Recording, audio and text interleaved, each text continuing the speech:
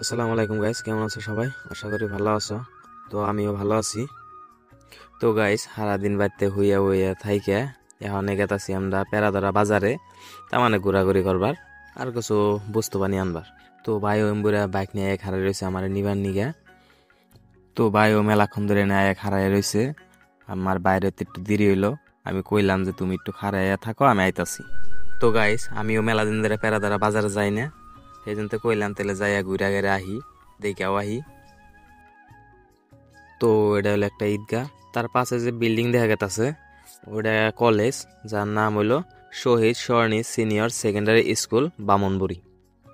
তো গাইস, আমার high secondary এই কলেজ থেকে কমপ্লিট করছি আমি। তো কলেজটা সামনের গেট দেখা এলাম না, তো আমরা পড়াইতে নদীর পার পাইলাম।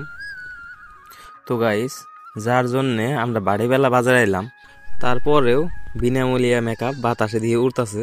তো গাইস, এখন যে রাস্তাতে আমরা গেতাছি এই রাস্তাটা ইন্দা আসাল না, আগে যে রাস্তাটা আসাল এই রাস্তাটা নদী ভাঙ্গে নেওয়ার পরে তো নতুন করে আরেকটা রাস্তা বানানো হয়েছে যাতে মানুষের সুবিধা হয় যাওয়া আহা। তো ফাইনালি গাইস বাজার পাইলাম। তো গাইস, বাজারে ঢুকার লগে লগে একটা চাচা আমারে কয় যে বাস্তা মরিচ নিয়ে যাও।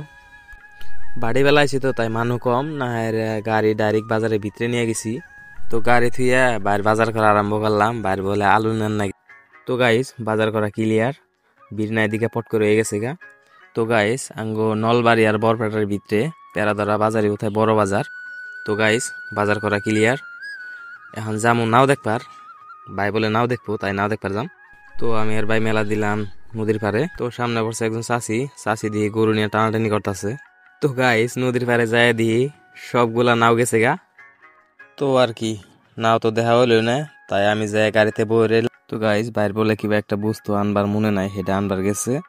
তো গাইস, এখন এনে থেকে লাভ নাই, দেখ পাবার কোনো জিনিস নাই এনে, তাই আর অনেক দেরি করলাম না, হ্যান বাড়ি ফেলাইতাছি। তো গাইস, আজকের ব্লগটা এই পর্যন্তই।